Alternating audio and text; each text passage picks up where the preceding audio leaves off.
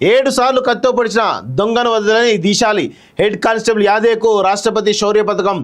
దేశంలోనే ఈసారి ఈ పథకం అందుకున్న ఏకైక పోలీస్. తెలంగాణ నుంచి మరో 28 మందికి పలు పురస్కారాలు అంటూ ఒకరిని చూస్తున్నాం. విధి నిర్వహణలో ప్రాణాలకు తెగించి అసమాన ధైర్య సాహసాలు ప్రదర్శించిన తెలంగాణకు చెందిన పోలీస్ హెడ్ కానిస్టేబుల్ చదువు యాదయ్యకు అరుదైన గౌరవం లభించింది. స్వాతంత్ర దినోత్సవాన్ని పురస్కరించుకొని కేంద్ర హోంశాఖ ప్రకటించే ప్రతిష్టాత్మక పురస్కారమైన రాష్ట్రపతి శౌర్య పథకం పిఎంజీ ఆయనకు దక్కింది. పోలీసులకు ఇచ్చే అత్యున్నత సాహస పురస్కారమైన ఈ పథకానికి ఈసారి దేశవ్యాప్తంగా ఎంపికైన ఏకైక పోలీస్ యాదయ్య కావడం విశేషం.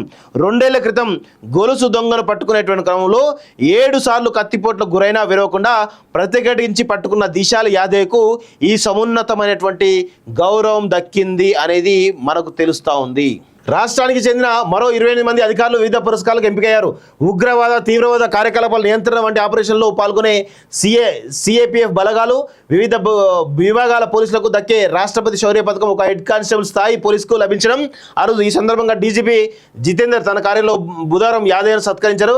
అదనపు డీజీపీలు సంజయ్ కుమార్ జైన్, విజయ్ కుమార్, ఐజీపీ రమేష్ ఈ కార్యక్రమంలో పాల్గొన్నారంటూ కూడా చూస్తున్నాం. యాదయ్యను బుధవారం సత్కరిస్తున్న డీజీపీ జితేందర్, చిత్రంలో అదనపు డీజీపీ సంజయ్ కుమార్ జైన్ అంటూ ఒకటి చూస్తున్నాం.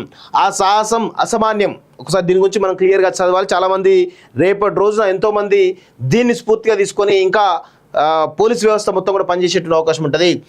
సైబరాబాద్ పోలీస్ కమిషనరేట్ పరిధిలోని మాదాపూర్ ప్రాంతంలో 2022 జూలై 25న కాత్యాని అనే తన మహిళ తన ఇంటి సమీపంలో నడుచుకుంటూ వెళ్తుండగా బైక్పై వచ్చిన ఇద్దరు దొంగలు గొలుసును లాక్కెళ్తుందుకు ప్రయత్నించారు. ఆమె గొలుసును ఒడుపుగా పట్టుకోవడంతో కొంతమేర తెంచుకెళ్లారు. ఈ ఘటనపై ఫిర్యాదు అందడంతో మాదాపూర్ సిసిఎస్ హెడ్ కానిస్టేబుల్ యాదయ్తో పాటు కానిస్టేబుల్ రవి, దేవేష్ బృందంగా ఏర్పడి సీసీ కెమెరా పరిశీలించారు.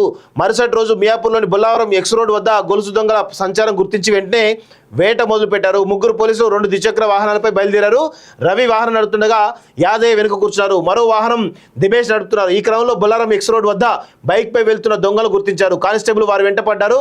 కొద్దిసేపట్లోనే దొంగలను అడ్డుకొని అదుపులోకి తీసుకునేందుకు ప్రయత్నించారు. నిందితుల్లో రాహుల్ 19 అనే వ్యక్తి వాహనం నడుపుతుండగా వెనుక ఇషాన్ నిరంజన్ కూర్చున్నారు. తమను అడ్డగించింది పోలీసులను తెలియగానే వెంటనే ఇషాన్ కత్తి తీశాడు.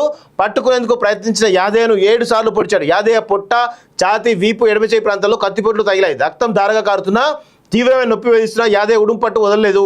ఈలోగా మిగతా 2 పోలీసులు రాహుల్ను పట్టుకున్నారు. పట్టపగలు నడి రోడ్డు మీద పోలీసులు దొంగల మధ్య జరిగిన ఈ ఘర్షణ కలకలం రేపింది. ఈలోగా సెట్లో సమాచారం అందుకుని సమీపంలో ఉన్న అధికారులు సంఘటన స్థలానికి చేరుకున్నారు. దొంగలిద్దరిని పట్టుకున్నారు. యాదయ్యను ఆసుపత్రికి తరలించారు.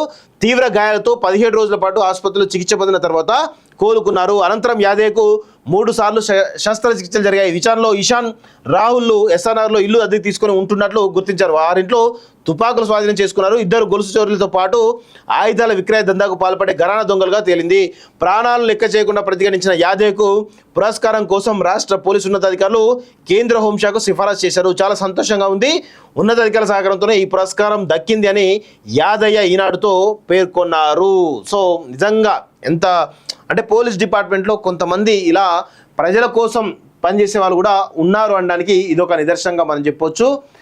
ఇప్పటికి కూడా పోలీస్ వ్యవస్థలో నిజాయితీగా నిక్కచ్చిగా ప్రజల కోసం పనిచేస్తున్నారు అనడానికి యాదయ్య అందరికి కూడా ఒక ఆదర్శం అని చెప్పేసి చెప్పొచ్చు. మంచి రాష్ట్రపతి శౌర్య పథకం ఈ దేశంలో అత్యున్నతమైన పురస్కారం లభించడం కూడా తెలంగాణకు మన తెలంగాణ పోలీస్ శాఖకు గౌరవకారణంగా మనం చెప్పొచ్చు.